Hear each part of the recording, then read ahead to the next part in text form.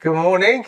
Good morning. How are you? I'm actually good. Ah, I'm feeling a lot better. finally. Yeah, I'm feeling a lot better. Like, I just feel... What ailment are we discussing today? We're not talking about any ailment. No, but what are you feeling good from? What am I feeling good from? Yeah, you've had a rough couple of weeks. So what is it that now? That's made me feel better? I don't know. I think maybe coming off the meds, because as much as those muscle relaxants were like Have you finished them pretty now? woo, like I've finished them now, yeah. I finished the course that he's given me. I've got extras. So just in case I ever get a bit, I know I can take one. But I feel like that has really helped me. But I'm glad that I'm off that now because I feel like I'm not as half asleep. I also think maybe the magnesium that he's given me has helped. I don't know. It's only 2 nights that I've taken it.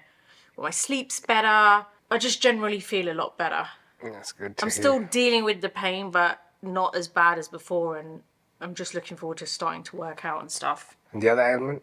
What other ailment? Time of the month? Yeah. On its way out. Thank God for that. Yeah. The paint is about to leave. Yeah. On its way out. So Thank God for that. feeling a lot better. Nico, life back to normal this week. We're safe. So what about you? What have you been up to this week? Because I feel like we've both been getting on with our own work. No, I haven't spoken much, have we, really, this week? No. I think we've both been working until... Yeah, we've been quite productive though, I think. So Yeah. it's been good. I feel like we start the podcast every week like that. What's your week been like? Oh, it's been productive. I think we've got a few different things that we're going to speak about today, just generally from questions that we've had sent in. I think we've had some more marriage questions, which is interesting. I'm excited. And do you know, I actually don't read the questions until we get on the podcast. Some of them I do, like I skim through. That's what I do, so they're But fresh. some of them I just, because I don't want to think about the answer or anything. I got a surprise last week, a message from my cousin. From your cousin, Yeah. right? And Saying that they watched the podcast.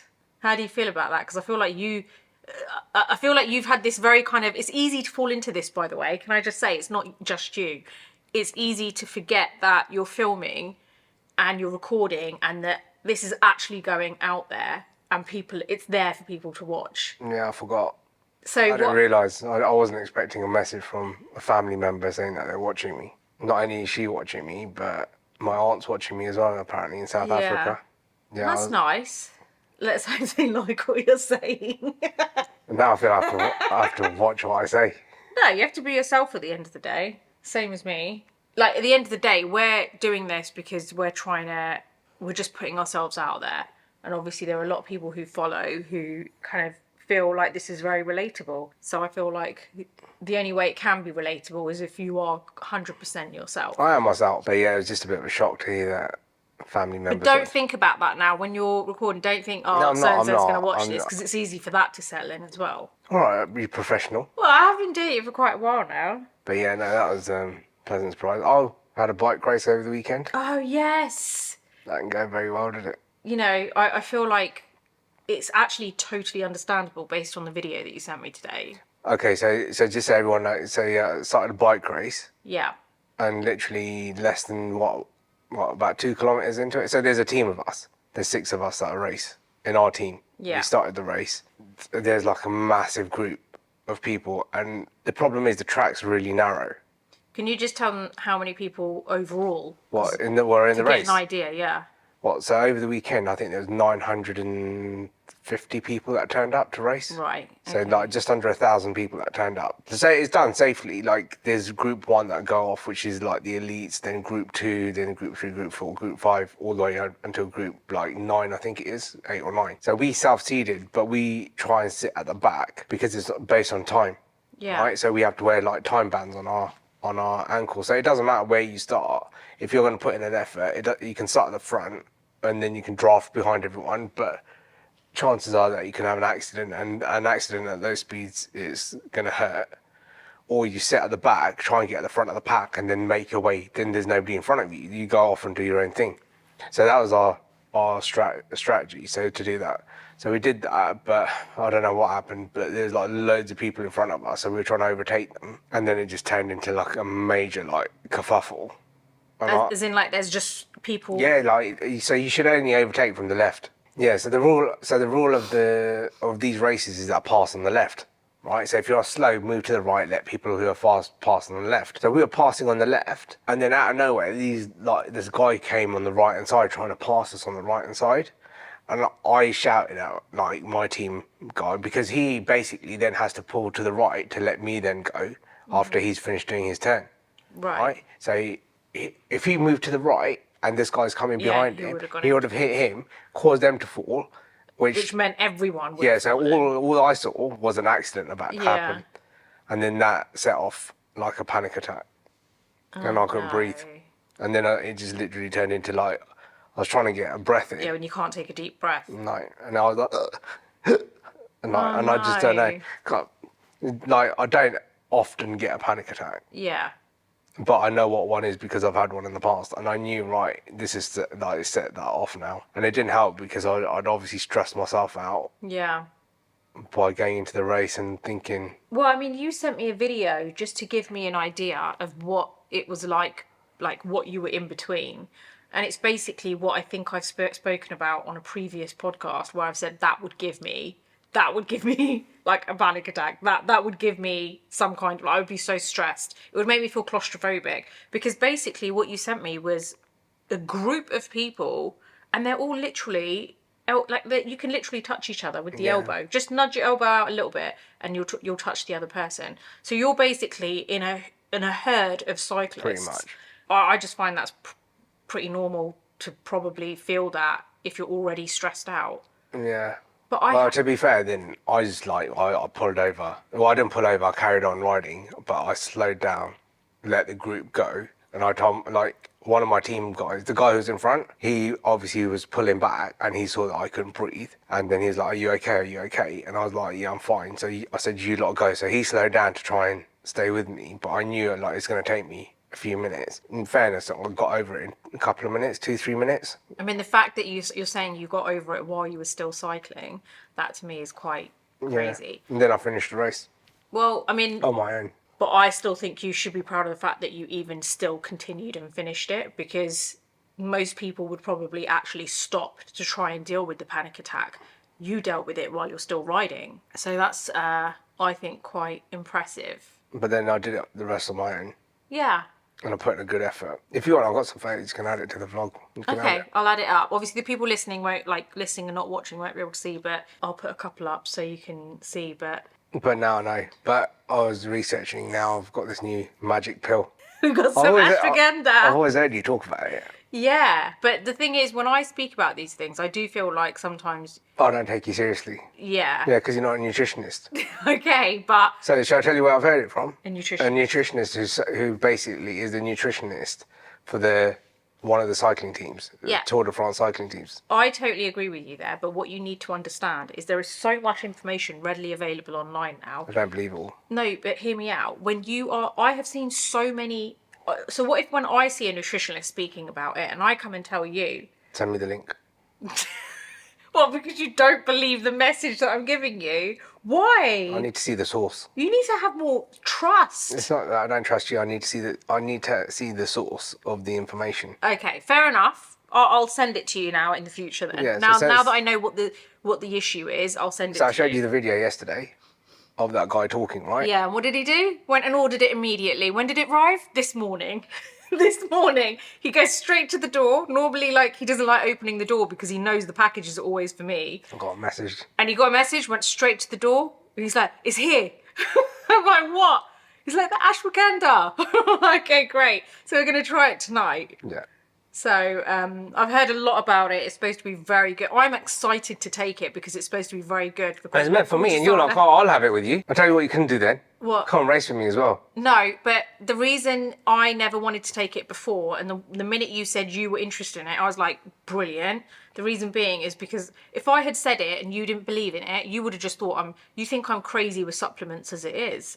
So that's why I haven't mentioned it before. But the fact that you believed in it, I was like, great, now I can finally take this. Hang on, I don't believe in it yet. I need to try it, and then I'll believe in it. Yeah, but you've got to give it enough time as well. Yeah, so they said, 12 weeks I've got to take it? Yeah, and you have to take it on a full stomach, by the way.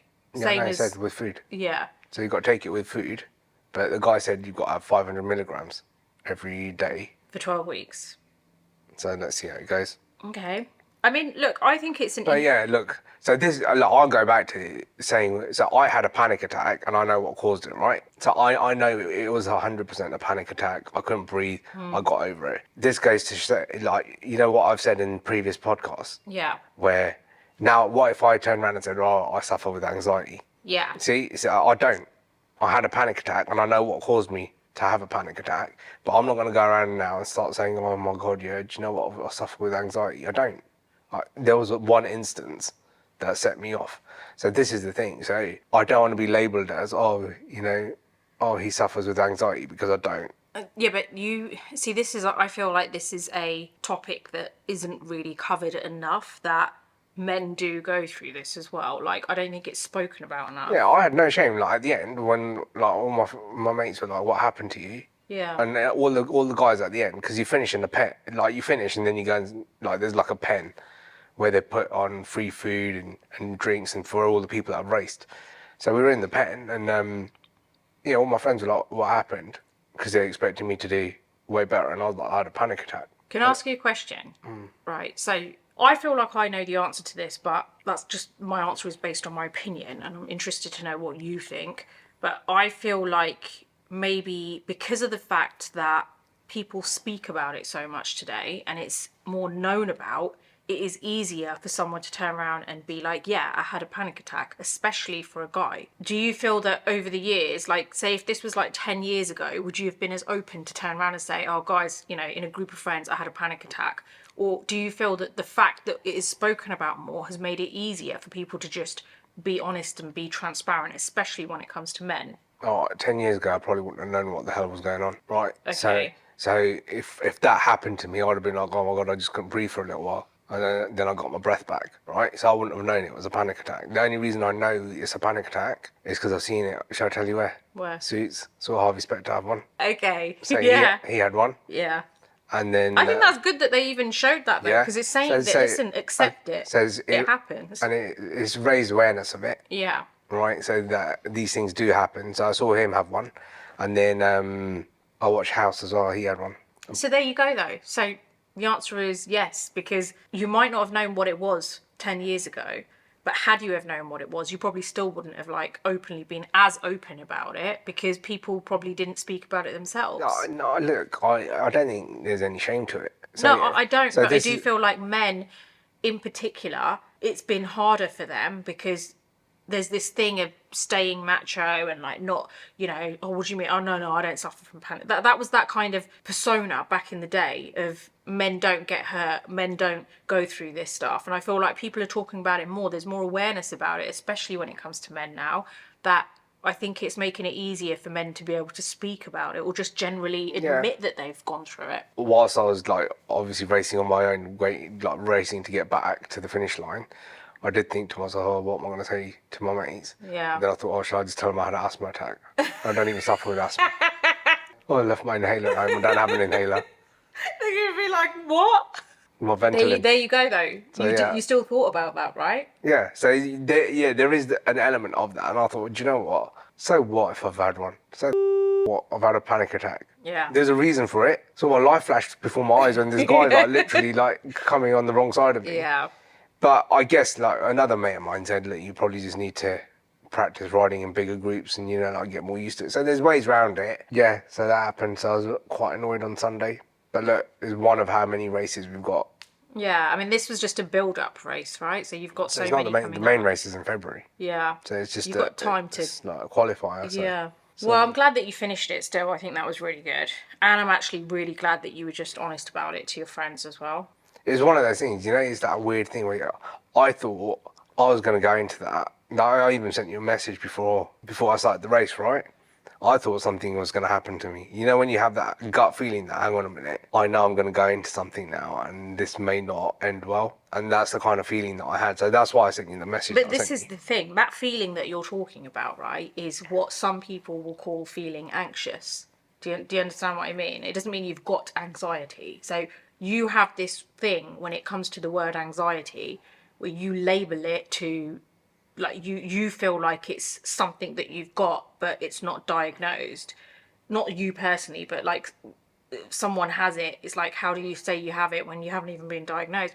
Whereas what you need to understand is sometimes people just generally feel, we used to call it feeling nervous back in the day. That's what It I wasn't thought. called being anxious or having anxiety. Back in the day, we didn't even know, I don't even remember hearing that word really back in the day. It was more kind of like, oh, I'm feeling a little bit nervous, or I'm a bit, I'd rather stick to that. I felt a bit nervous. yeah, so you felt the nerves. In today's day and age, people will call that feeling anxious. So I think just a bit of food for thought. I understand there are a lot of people out there who do abuse the word anxiety, but Shall I tell you something else, though? but I feel like don't always assume that, just take it with a pinch of salt sometimes when people speak about it, because I've had to learn to do that myself. So, even before the race, I had to go for a wee 5 times. There's no wee left in me. Right? And I kept going to the toilet.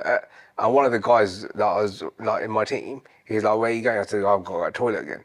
And he's like, "Again?" And I was like, "Yeah." I said, "It's the nerves." He goes, "Yeah, I get that sometimes as well, when nerves kick in and you just need to go to the toilet." Like, I went 5 times, right? Last time I went, before we went to the holding pen, right? Nothing even came out. I just went to the toilet. I stood there for 5 minutes, and then I thought, this is a bit awkward. I'm just stood in the toilet. Yeah. Anyway, I left. I went to the start line, and I said to the guys in the team, I said, "Shit, I need the toilet again." They were like, "Come off it." They were like, "How much have you drank this morning?" I said, "Not much." I said, "I don't even think there's anything going to come out." So I was like looking around to see if there's You anyone. were really nervous then. So your state of mind was already. I was already. You were already in that yeah. whole frame of mind. Even before the race started, I knew, right. So we've So got. it's a build up, Yeah. basically. It just goes to show. But off the back of that, like I have mentioned to you, I personally need to take this advice myself, to be completely honest with you. I don't do it often enough at all. But I do feel like taking just 3 minutes out, and especially if you're feeling like that, and just people, again, you probably hate this word, but meditate doesn't mean you're sitting there in that traditional pose, right? Meditating, it just means you literally sit, eyes closed, clear your mind, and you don't think about anything, and you focus on your breathing. 3 minutes. And that really does help to just calm you down a bit. So I just think it's worth maybe trying something like that the next Let's time. go the ashwagandha first. All right, let's try the ashwagandha first. And we're going to keep you guys updated about how this ashwagandha journey goes. So that happened. Yeah. I think that was probably the most exciting thing that's happened. Interesting. Well, I'm excited for your next race, obviously. See how that goes. But I think you'll I'll be all right. I think it's fine. I think the next one I know. Yeah. I'll be fine. Yeah. And then, do you know what's weird? I've done these races before, and I've been fine. Yeah. So I don't know what happened with this one. I think, do you know what it is? The number of people, when they find out you're racing, they start saying to you, "Oh, good luck. Hope everything goes all right. Make sure that you finish like right side up." Like 50 people must have said that to me when I told them. So they were adding to it. Like everybody's telling me, like, "Oh, we think you're going to crash." You start believing it. You're like, "Oh my god, everybody's telling me that. Make sure you finish the right way up. Yeah. Like, hope you don't crash. Hope it's all safe." And you're like, "What? Why is everybody saying that?" And then you start believing it. Yeah. So I've turned up there with 50 people telling me, "Oh, good luck. Yeah. Hope you land okay. No, it totally makes finish." sense. Everyone's feeding the kind of negative or nervousness, basically. It's like, do you lot will know something that I don't? Yeah. So yeah. But I'm Anyway, glad you did it. Good. I think it's good, and I think it's really good that you acknowledge the fact that that is what happened openly. enough of that negative talk. It's not negative talk, it's real talk. Like, I'm still taking those B12 shots. I've got to take them every 3 days. By the way, do we have to go today for that? Tomorrow. Thank God, I feel like these every 3 days goes by really quickly. But I'm really excited to get that over and done with, so that I'm just fully clear of any kind of meds, and I can focus on like actually strengthening up again properly. Yeah. So tomorrow we've got to go and take him for. Well, we're not No, we're taking not him. taking him. We're checking out a new boarding place for Yeah. pets. Well, Can I just let's say- tell everyone what happened there. Yeah, I was just going to say, actually, let's discuss that, because it really annoyed me. And I think I've noticed this lately, generally. And I don't know if this is a new thing or it's the new... I don't know. I don't want to say it's a new generational thing, because I'm just... The lady was not. She was clearly like maybe our age, right? Yeah. So maybe it's just a new thing and it's not a generational thing. We take Nico to a place where No, we used to. we don't anymore, but this place, we've trusted it from day one. He's been going there since he was a puppy. I hate the fact that we're not going to be taking him anymore there because he's so comfortable with it. He gets so excited when we drop him there. This particular time, so disappointed, because what we do is we actually pack his food in individual food bags. So we give them the AM, PM, and we always say to them, we write on it, like, mix a little bit of water into it and that's it. Do we? Yeah, you do. Thanks for that. That's your organisational skills coming out. Very much appreciated. And basically we give it to them, and the reason for that is because once or a couple of times we left the full bag with them and said, look, give him however many grams. We noticed that the bag, they didn't zip it shut properly, so it was like the food was becoming soft, which clearly he needs fresh food. I'm not giving him any kind of rubbish. So we started giving the food in individual. There was no reason, no excuse now. So all they need to do is put that bag, empty it into the bowl, give him his food, and that's it. We gave them the exact amount of food, how many bags he needed for however many nights he was staying. When we picked him up, they gave us one bag back. We got in the car and we're like, then we rang them and we're like, why is there one bag of food? You haven't fed him. Then they were like stressed out, talking to each other in the background. Like, she was like, hold on, ma'am, let me just speak to the person, blah, blah, blah. Yeah, initially, she fully denied it. Yeah, she denied it. What did she say? She said, no, we have fed Oh, him. she was making out like we gave an extra bag. Right, and we haven't. So, I felt like saying, have you met my husband? There's so no way. I went through it with her. Yeah. Like, how many bags did I give you? And she told me, and that was correct. I said, okay, and when did I drop him? So she Yeah. told me what, so I said, let's go through this then. Evening, morning, and then the penny dropped. And Yeah. she was like, okay, hang on, sir, we need to come back to you. And then put the phone down. Yeah, and then they rang back, and then she basically said, I don't know what's happened there, and I just kicked off on the phone. I was so annoyed. I was like, how do you not know? So basically he's not had food for he's only had one meal on one of the days. I was so angry, and I said, I'm not getting off the phone, so you can figure out and tell me exactly what's happened. They still didn't know what's happened. I was on the phone for a good 10 minutes with them. And then she went over, spoke to the person who was looking after them and said that, what did they say? They said that he didn't eat or something? Or can you remember what they said? Yeah, I can't remember what they said, but it can't have been that he didn't eat because he wouldn't have put the food back it clearly hadn't been opened. So anyway, I said to them that I am really disappointed in this and I'm not interested in bringing him back. Like, literally, we love this place. And it was like, there's no way I'm leaving Nico there if you can't even feed him properly. I said I expect you guys to ring me back and give me an explanation as to what has happened, regardless. They then rang back and they put the manager on. The owner, right? And we've met her a couple of times. She basically was fully taking the staff side. Basically was telling me, it just went completely off topic. I couldn't get a word in edgeways. All she was saying to me was, my staff feel so good. She wasn't having a go at me. She was just really trying to convince me of how great her staff were. And she didn't seem to understand my issue I was not complaining about whether your staff were good or bad. I was complaining about the fact that there has been an issue that he hasn't been fed on one of the days. Deal with the complaint at hand. I'm not saying your staff members are bad. She said that even she sometimes is surprised at the fact that her staff are even better than vets. Okay, this is just really bizarre. Like, she's really going at it, trying to convince me of how great her staff are. And she was like, sometimes they even know, like, you know, they know what, it's like they can speak to dogs. They know what is wrong with the dog. And sometimes I'm like, oh my God, you're so good. You're better than the vets. And I'm just like, what are you trying to do here? It put me off so much that she could not sit and actually say, you know what, this was a mistake on our part.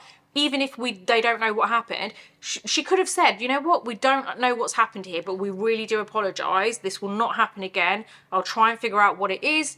Going forward, you don't need to worry. I had none of that conversation. She didn't once say to me, like, try and make me feel better about the situation. I don't understand why she couldn't basically just apologise. So none of that happened, and it just put me off. And I just feel like I've noticed that more and more lately, that the customer is not right, ever, even when they are right. A vet has to get better grades to get into vet school than a doctor. So these guys who are vets have gone and trained on different animals and they can tell the difference between different sicknesses between different animals. But she's telling us that her staff are more knowledgeable than a vet. I think what really annoyed me is the fact that not once did she actually Do genuinely you know what would have been helpful? apologise for what's happened. I'm sorry about what happened. I don't Yeah. understand what's happened. I'll look into it. We understand that Nico's not been fed one day, either morning or evening. We're really sorry about that. I just felt like there's no way I'm not taking it back. If this is your attitude towards the situation, then I don't feel comfortable. So now we're going to a new place, which we've heard a lot of good things about, and it's bigger, and apparently there's a pool in there and everything. It's huge. This place is more of a boutique little place where we've been taking him, but the new place is like massive apparently. So there's a lot more exercise that he can get in, and they actually interview you first. It's like trying to get your kid into a school. It's trying to get your kid into like. So there's a whole process. So we have to go tomorrow. Yeah. And go and check it out. Then we have to register him to go there for a trial. Yeah. And then if he passes the trial, then they'll take him in. Then they'll take him, yeah. I'm looking forward to those jabs being over and done with as well. They're a bit of a pain in the neck. A few weeks ago, yeah. So I tell you what I did notice when we went to the last visit to go and have my jab. We went on a weekend. How crazy was it that every time we've been there, which is during the week, the place is packed. There are left, right and centre people complaining about whatever illness they have. We went on the weekend. It was like ghost town. No one in there. And literally there were doors that are shut that were like fully locked up because they had that like minimal amount of people in the clinic. It's a pretty big clinic, right? Mm. I could not get over the fact that there was no one in there on the weekend. This just goes to show that everyone goes to the doctors during the week because they don't want to go to work. Like, they genuinely probably feel, I don't know, some people probably fake it, some people probably genuinely are not well, but the fact that they go during the week, I couldn't get over it. Yeah, why waste your own time on the weekend when you can go during the weekday? Kill a bit of work time. I actually could not believe it. It was quite shocking to me. Now I know if I ever need to go to the doctor, I'll wait until the weekend. Yeah, go on the weekend, always empty. So whenever we go, like during the weekday, I take a mask with me. Yeah, right? You don't need a mask on the weekend. Weekend's fine. No. Nobody around. Like the weekend that we went, I didn't even put a mask on. There was nobody there. I know, I couldn't believe it. I was shocked at that myself too. I could not believe it. I told my friends. Did you really? Yeah. What did you say? I was like, guys, if you ever need to go to the doctor, just go on the weekend. Yeah. And they were like, why? And I said, because there's nobody there. I was like, people only get sick Monday to Friday. Yeah, so true. I'll tell you what else I think it's made me feel a bit happy, has contributed to it. I set up a nice little area in the studio for me to be able to do some art whenever I feel like it. Why do you have nothing to say when I say that? I do. What? Did I see correctly the other day when I walked in there? I know what I was waiting for you to ask me about that. What did you see? When I was painting, I was doing stuff, yeah. You were sticking bits of your underwear to a canvas. It wasn't my underwear.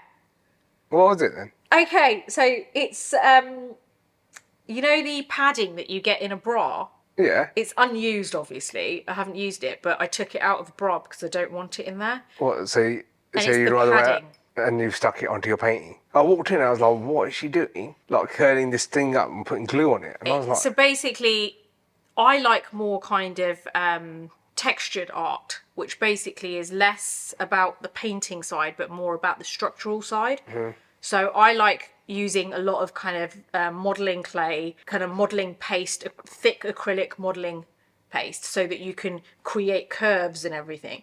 So that is my base. I'm trying it out. You can use paper and stuff as well, but the problem with paper is eventually it's going to start to crack. So I'm trying this because it creates a nice curve, so you can manipulate the structure of it better. So I've stuck it down. So I'm doing a trial run with it, and then I'm going to go over with clay. I'm going to mould it. I'm going to sand it down, so it should be a really nice kind of almost like a wave. So hopefully, I'm actually quite glad that you saw it when you did, because I'm interested to see what you think when it's finished. Yeah, just show me what it's like when it's finished. Yeah. But yeah, it's making me feel better. Like, honestly, just having it set up, the reason I haven't done it for so long is because everything's been in my drawer, and it's a case of taking it out, setting up, and then focusing on painting and like or art, whatever I'm doing. But now what I've done is that because we've moved the studio around a little bit, I've managed to set up that little corner where my painting stuff is just there. So even the other day I had half an hour spare and I went over and I did a quick layer on top of the canvas. It made me feel, it's just really therapeutic for me. So I'm glad that I've managed to set that little corner up. What I want to do is get a nice easel so that I can do things for it standing up as well, rather than just kind of flat on the table. Nice. So, should we get into... Do you know what we haven't done? The intro, I told you that. We haven't done the intro. Welcome to Minding Our Business. It's probably a good half an hour in now, but I'm Nina. Hello. Do you want to introduce yourself? And I'm Bobby. Shall we get into some listener questions? Before we even ask, can you see what Mally's put? No. So I put a short out saying, you know that bit where I said, do things change when you get married? Remember you were like, yeah. No, I thought you bleeped it out. I did. Yeah. I did. So you couldn't, I took it off your face so you couldn't even see. Mally's put, I think everyone can guess what Bobby said.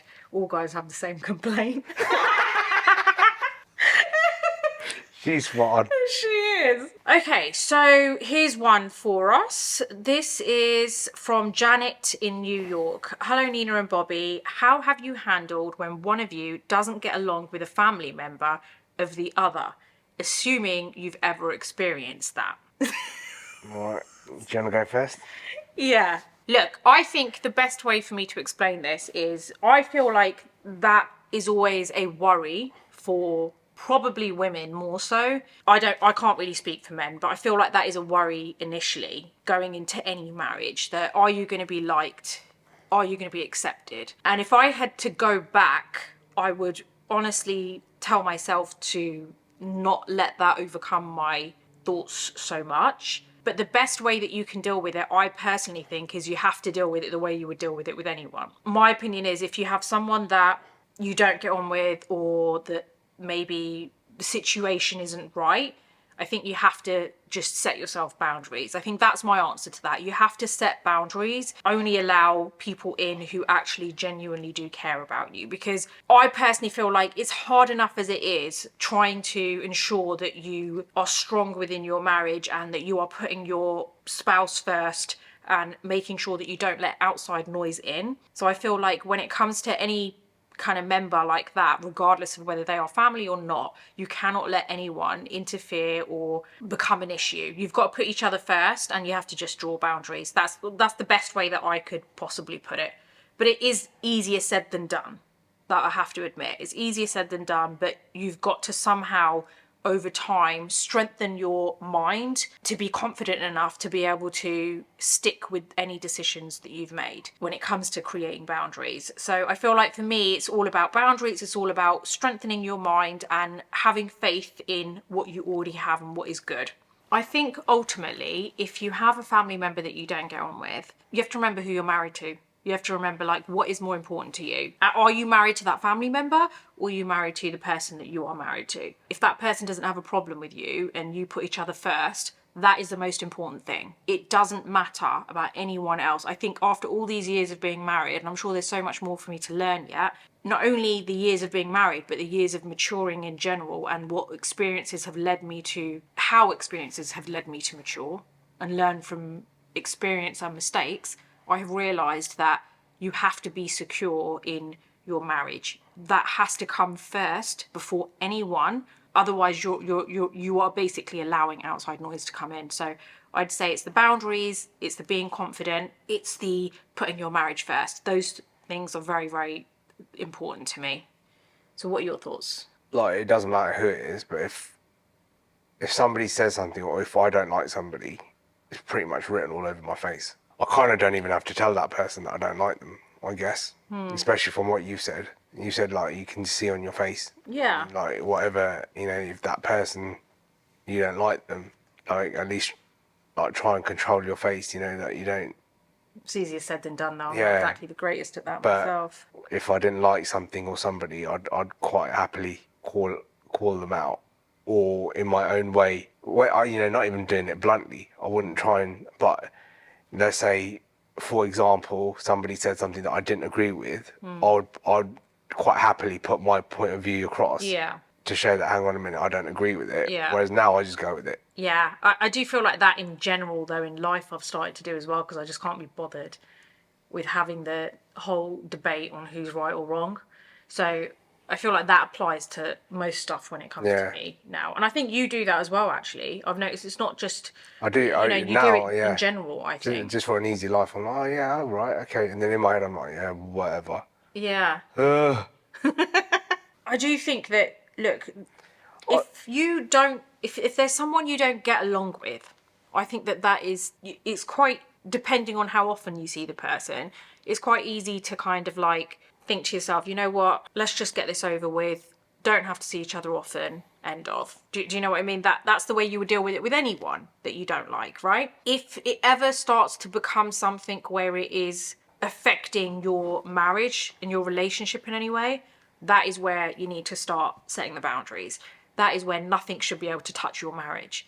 Like, no matter what family member it is. If you two are secure, that is the main important thing. Like, if you two are secure, you can handle everything. You have to be on the same page as your partner. You both have to have each other's backs. I think that is the biggest thing that I've learned over time. There are always going to be people that you don't get on with. In life, in families, it's kind of normal. I'm sure it happens, sometimes you get on, sometimes you don't get on. But the minute anything or anyone starts to cause a rift or cause a problem between, or there's any level of kind of like negativity in that way, I think that's where you have to start protecting what you have and putting that first. I just think that it depends. How often are you seeing this person, and how much can you stomach the short period of time that you have to suffer that period, whether you like them or not. I think what you said is right. You can't. Is that thing you can choose your friends, but you can't choose your family, right? So if it means that you put up with them for a very short period of time, and that's it, you don't see them again for a while, then just so be it. Just stomach it and move on. Yeah. Take one for the team. But if it's like, can somebody like, let's say, there's a very big difference between not liking somebody that you see once a year and you've got to put up with them for a little while, or somebody that's over at your house every weekend and you don't like them. I think they're two very different situations. Yeah. If it's somebody that you don't like and they're coming over every weekend, it's probably going to cause a bigger problem. For example, with us, we are literally sat in another country, right? Like, the only family we see is like for a very short period of time. So for me, the way that I would look at it is that, look, we don't see each other that often anyway. Like, can we just not like each other for a week? Yeah. Like, you're going to go home, I'm going to be here, or vice versa. Like, I'm sure we can all get along for a week. Yeah. Do you know what I mean? Like, Yeah. is there any need to cause any issues? So Yeah. in that respect, I just think it's easier, like, for us, because we're away and we only see people in short snippets. So we're not exposed to other people, other family members where we don't like them Yeah. as much. But I guess if we lived in another country, or if we lived back in the UK, I think, yeah, it would be different. it'd be a different situation. Yeah. So we're quite fortunate in that way. Yeah. So for me, it's like, look, we see each other for a very short snippet. I'm sure we can get along. Yeah. I think this is the thing, like, in answering the question, I feel like it's easy to sit there and say to yourself, you know what, okay, I'm going to suck it up, deal with it. But you've also got to realise that... But we can, because we are But here. this is the thing, we can, but it's about, can everyone? Do you see what I mean? You can speak for yourself, I can speak for myself, and this person, Janet, asking the question, can speak for herself. But this only works if everyone does it. Do you see what I mean? So everyone has to be able to be willing to do that. And unfortunately, it's very rare that people are all on the same page. But, hopefully that has answered your question. I've got my opinion on it. Bobby's got his. And yeah, hopefully that helps. So this is from Steph. My husband and I chose not to have kids as well. I'm really going to age myself here, but we're going on for 28 and a half years. We decided we want to live our lives together and travel the world. High five and fist pump. Best thing we tell others when they want to give us their opinion. I care about two people's opinion, my spouse and my boss, and you aren't neither. I'm loving this podcast. I just think each to their own with this, right? So you get some people who want kids and you get some people that don't want kids. Yeah. Right? Just respect everyone's decision. Easier. Yeah. Right? I don't look at people who've had kids and go and ask them why you've had 2 kids. Like, or see somebody with 4 kids and I'm like, well, why have you had 4 children? None of my business. Yeah. So why are you asking me why I don't have any children? As if it's such a weird thing. Right. So this is the thing. I respect that you've made the decision to have however many children you want and live wherever you want Yeah. and wear whatever clothes you want and drive whatever car you want and go on holiday wherever you want, why do you feel the need to have to ask me why I live my life a certain way? What if we can't have children? Yeah. Right? Let's say I'm either firing blanks or you've got like issues where you can't get pregnant. Right? We might not want to like tell people. But that people think these, it's acceptable to ask, though. So like what if we've been trying and trying and trying, right? Yeah. And mentally it's really got to us that we've been trying to have kids for years and we can't have them. And then somebody comes along and says, oh, why can't you have children? Oh, thanks for asking. I didn't realise. Do you know what I mean? It's not like, it's none of your business. However people choose to live their life, live and let live. I don't interfere and ask other people why they do certain things the way they do. It's up to them. You want to have children, you have children. You want to live there, you live there. You crack on. You've obviously thought about your decisions like carefully in life before I hope, before you've gone ahead with them. So it's easier. So like fair play to her. But I think everybody just makes the best of the situation that they're in, right? We've got 3 siblings each.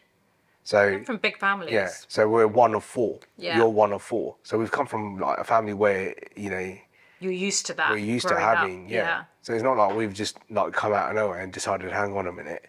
Yeah. Like we've passed down in generations where there's only been us or one child. So it was fun growing up amongst one of like 4 siblings. I'd say I had a great childhood. Yeah. I agree.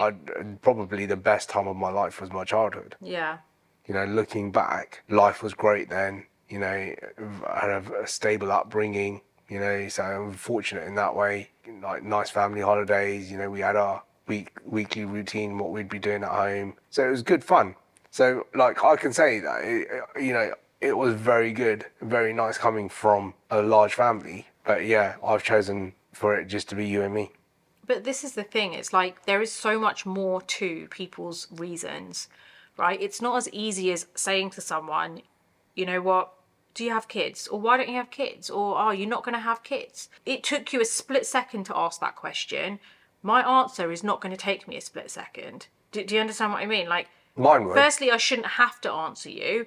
Secondly, realistically, if I do answer you and I answer you in a very short space of time, it's not going to really give you the full understanding of why or, whatever the reasons are that we don't have kids. Like, I feel like people ask those questions on a whim and they don't think about how much there is to the person's answer. It might be as simple as just don't want them. There might be things that have happened that have led them to that answer. Do you know what I mean? There's so much more involved, and I just feel like people should think twice before they judge and before they assume that someone is maybe selfish for not having kids. It kind of annoys me that people think it's something as simple as I want them or I don't want them. Yeah, but even before you get to that point where you start judging people, just don't. Yeah, exactly. Like, it's easier. Don't, like, it's not, I wouldn't even say stop and think. I'd just say you just don't do it. Why do you need to judge? Yeah. Like, who are you to them? Like, whoever's asked me, right, means like nothing to me.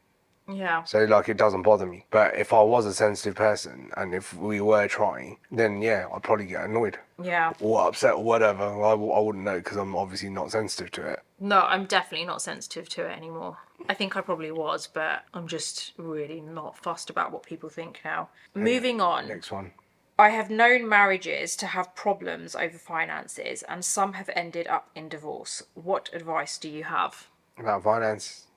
Yeah. As a couple? Yeah, I mean, she's known marriages to have problems over finances and some have even ended up in divorce. You got to be on the same page. You really have to. Yeah. That's the main thing. Like if you're going through a rough patch, you both need to know that you're going through a rough patch. And if you're doing well, you both need to know that you're doing well, but then equally not need to like splash because when you splash the cash, it'll run out. Yeah. Right. I guess it's one of those things you need to live like below your means. Don't live beyond your means for a start. You know what you're bringing in.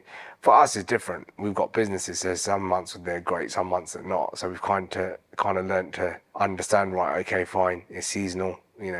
Months money will come in, months money won't come in. But yeah, it's one of those things you've got to be on the same page. I would find it extremely difficult to be with someone who doesn't understand or isn't on the same page as you when it comes to finances. Like if you're going through a rough patch and your partner's literally spending left, right and centre after telling them that we're going through a rough patch, it's going to cause issues. For me, I just think it's communication. If the other person doesn't understand, then there's problems. You get problems when you have too little money, and then you have problems if you have too much money. Because if you have too much money, I think people just spend recklessly, and that can cause problems. If the other person's trying to build a business or build a future, and the other person's just seeing money come in and splashing it. So I guess it's one of those things you just need, like for me, you just need to be on the same page. If it's a tight month, you both need to know it. If it's a good month, you both need to know it. But if it's a good month, don't overspend because you know you're trying to build your future. I guess it's just communication, really, and understanding. I think that's one of the biggest, most important things when it comes to marriage.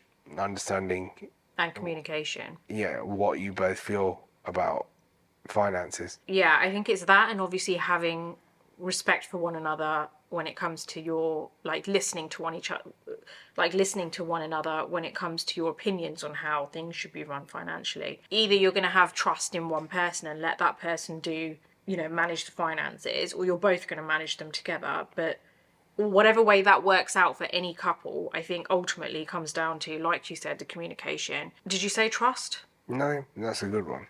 I do think trust comes into it. Like, you have to be able to trust the person. If you don't trust the person, I feel like it's quite likely that there will probably be problems when it comes to finances. You have to have full trust in the person to know whether you're quite happy with turning your back and doing whatever you need to do. Do you know what I mean? So as well as, there's so many different factors. It's everything that you've said, the communication, being on the same page, the understanding, and I think then the trust as well. And I think if a couple is kind of going through issues when it comes to finances with one another, then they really need to address those individual things before they start talking about the money. Because sometimes it's not about the finances. Sometimes it's that the trust is not there, or the understanding is not there, or the communication is broken, or the being on the same page, you're both not aligned at the moment. So putting aside the finances, if that is what the problem is, put that aside, look at those individual things and say, right, where are we when it comes to trust? Do we trust each other financially? We do. Okay, great. Let's move on to the next. Communication. What's the problem there? If it's that, right, the communication, we're not seeming to kind of communicate, then fix that problem before you start talking about the finances, because sometimes the issue is not actually what you're fighting about. The issue is something else that is causing you to fight about that. So I would always say try and see what it is that you could fix that could potentially resolve the issue. So here's another one. Don't know what the name is, but firstly, I love you, Nina, and now I love Bobby as well. Oh, that's good. My question is, do you believe it is possible for someone with little experience in marriage to learn along the way? Can love help this process? Would love to hear about your own experience. Thanks. Yeah, I think it does. So when you love someone, you start forgiving a lot easier than if you don't love someone. If you don't love someone and they annoy you, you're very easily going to react to it and switch off. Whereas if you love someone, you kind of think, do you know what? I'll let this one go, or I'll let that go, and then you become more compromising. You're more willing to compromise, when you love that person.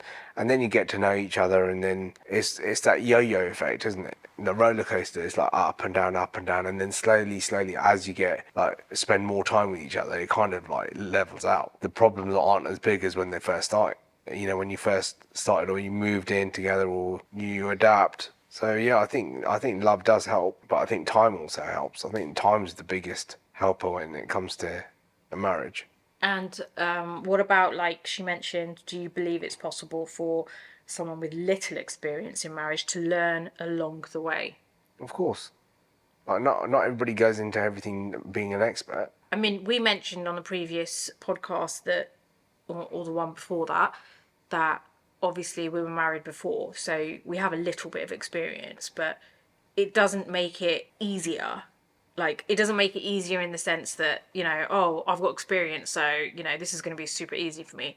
Yes, you may know certain things to kind of expect. I feel like even if you don't have the experience in marriage, or if you do have the experience, you're still going to be learning along the way. So there's still so much you're going to learn along the way, because you are with someone who you're not usually with. No, it's like, just because you can drive, right? If you can drive a car, that doesn't mean that you can get into a Formula 1 car and drive it, or you can get into a lorry and drive that.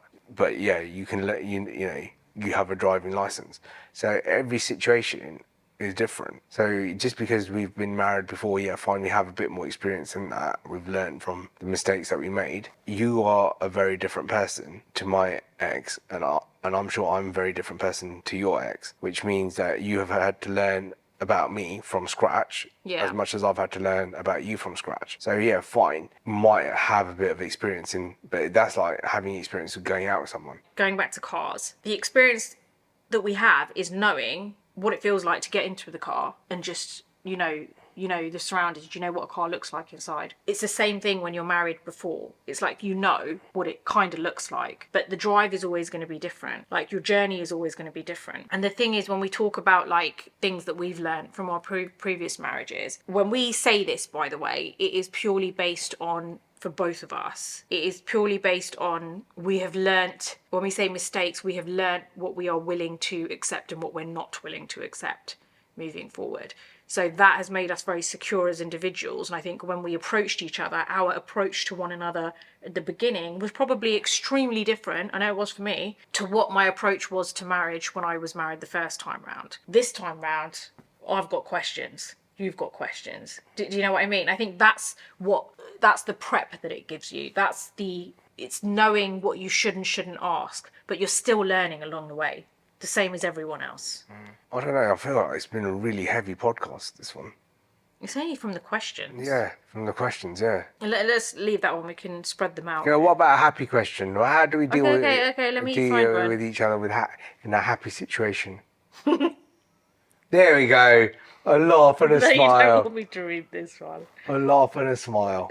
I just love Bobby's no-nonsense kind of attitude. Life became so blasé. It's like every little nothing has become funny, commercialised and monetised. Like, where is the world going? Mostly everyone in the social media world is overusing the new it word, demure. Like, why? I would love to hear his thoughts on this one. I'm going to start laughing already, Nina.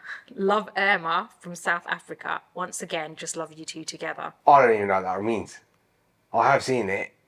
Demure. What does it mean? Very demure, very mindful. What? I honestly, I still can't get my head around it properly. Apparently another creator... Is it a word? Which one? Demure? Yeah. Demure, of course. Demure is a word. Demure means where you're very kind of like sophisticated, very classy, I think. Look it up. What does it say?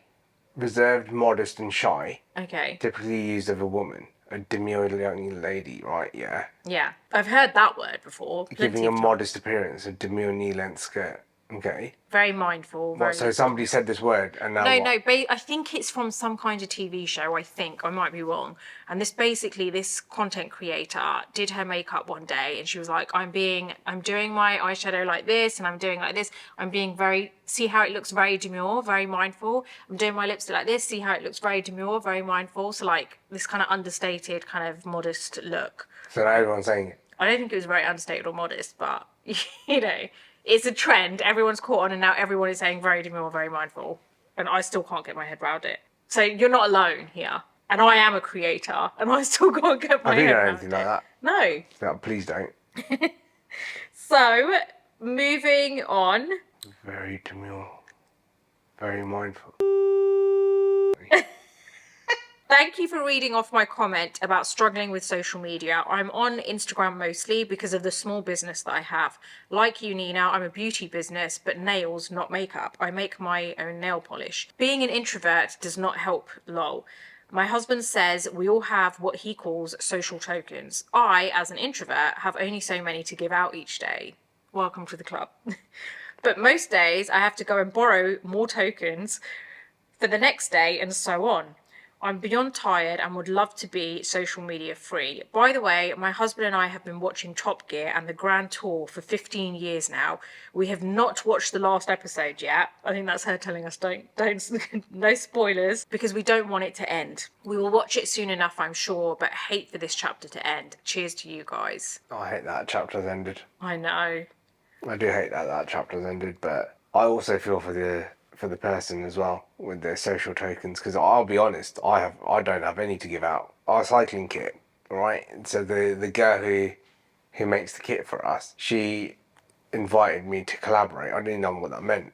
On Instagram Yeah. for a reel. Yeah. So she invited me to collaborate, so I accepted it because I was like, oh, I'm in a reel. And then I showed you it, and then you're like, oh, you should do more of this stuff. And in my head, I was like, why? Why should I? Like, and I get you're saying, oh yeah, look, you know, you can put so many more reels out there, but why? Yeah, but Who you cares? turned round when I said that. You said, "Yeah, I know," but I know. No, I said, yeah, I know I could. yeah, So you said, oh, you should do this, and I was like, yeah, Yeah. I know. As in, yeah, I could, because like there's always guys taking pictures and stuff and video. Yeah. Like honestly, I haven't got the effort. I can't, like those social tokens. I get that. I'm surprised with you. I thought you'd have way more social tokens than me. What to put out on social media? Okay, not to necessarily put out on social media, but in general. Oh, it's out, go out. Like you're not an introvert. No, go I out. am an introvert. I can be social all day long. Like put me in a social environment, and I can be fully sociable all day long.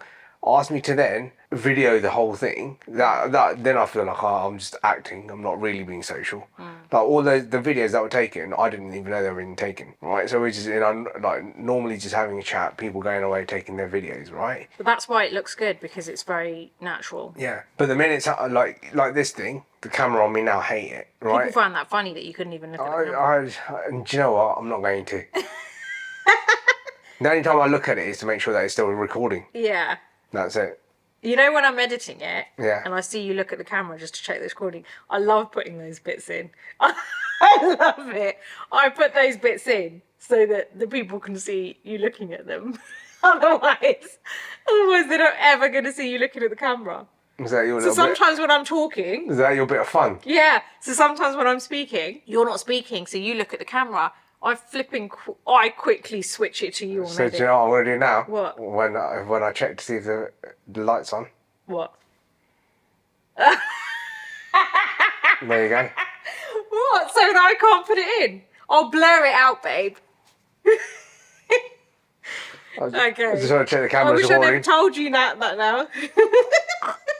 You don't want to know what he's doing to the camera. Honestly, I actually find it easier to record on camera than going out and socialising. Because when I'm like recording on the camera, I'm like, it's just me and the camera. It's just me and the phone. See, that's weird. So you find that easier, and Yeah. I find it easier to go out and socialise. I don't find it easy to socialise. People think I would just because of what I do. I'm like, you really have no idea. No, you're socially awkward outside. I am very socially awkward. Yeah, Like, I'll say the wrong... There's times that I've been out with you, and I'm like, what's her problem? And you're just like, and I'm like, What do you mean, what's my problem? no, you don't. Sometimes you just like I can see you like, literally, it's like somebody's turned the volume down. Like, oh, so you talk with me all the way in the car, all the way, go there, get there, and then you're like,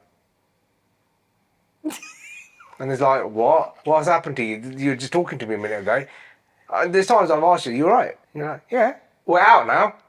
Yeah. You don't want to talk. I don't do it in, like, I can't So I help tell you my it. funniest time. What? When people talking about stuff that you don't know what they're talking about. What, because you know me so well? Yeah, what? I know she doesn't know what we're talking about right now. And then you're like, I'm not pleased. Well, you have to look like you're part of it and you're interested, right? Sometimes I just think, please, I want somebody to ask her what she thinks. You of know this. what I'd say? What do you think about it? Yeah, I learned that from my mum. And then she was like, I think you asked her this. Yeah. You were like, what do you say when someone talks about something and you don't know what they're talking about? That was actually pretty good. She goes, I spread it on them and says, so what do you think about this? I think that's pretty good. Yeah, that's what I do. But look, when we're at home and stuff, if I don't know what you're talking about, I'll just tell you. I have no idea what you're talking about right now. What does that mean? No, I know that. But when we're out in public and somebody's talking to me, I think I'll get there as well slowly. I'll get to that point where when we're out in public, if someone says something and I don't know what it means, I'll just be like, I don't know what this means. See, I'd say that to someone. I'm not, what are you talking about? Yeah. Like, I'll get to that point. I just need to get to the point. I'm sorry, I don't know what you're talking about. Yeah. I don't know what it is, honestly. That's something that... But you can make it light-hearted, like how I do. No, but Like sometimes I'm like, oh, like literally you are talking another language right here. No, okay, let me tell you what it is. Sometimes there are some people who are just so easy to talk to and it doesn't feel like effort, right? And I'm totally fine with those people. But there's some people who it's just difficult to talk. It's like, it's so difficult to talk to them. You're just kind of like, you are making me work really hard right now, and this shouldn't be this hard. So I feel like there are very few people who are easy to talk to, and there are so many people who are difficult to talk to. Yeah, I agree with that. But then equally, so they like I get what you mean. They drain you. I've been in situations like that. Go out, you meet someone, and you come back, and you're like, oh, literally that was painful. Yeah. So I get that, and then you go out, and that's what I mean. So that's why you have like friends, because then they're the kind of people that you don't feel like you're being drained socially, because you go out and it's very easy and light-hearted. But then there are instances where you have to go out and meet people, and it does socially drain you. Yeah, but you're my friend. I can't go through life being the only person that you ever speak to. I would rather that. Like, I just feel like it is so, and I think that's another thing that maybe we'll talk about in the next podcast, but it is actually pretty hard to make friends when you're an adult. It is so, I think it's really hard to make friends when you're an adult. Look, it's easy. Like, I've made loads of friends, right? Or you call them friends. You'll make a load of people, but then you'll have a very small number of people that you actually Keep in touch with regularly. are on the same wavelength as you. You know, like, Yeah. you know, that completely understand what you're saying and you can be yourself with. Yeah, but I also do feel like I've come across more people like this now,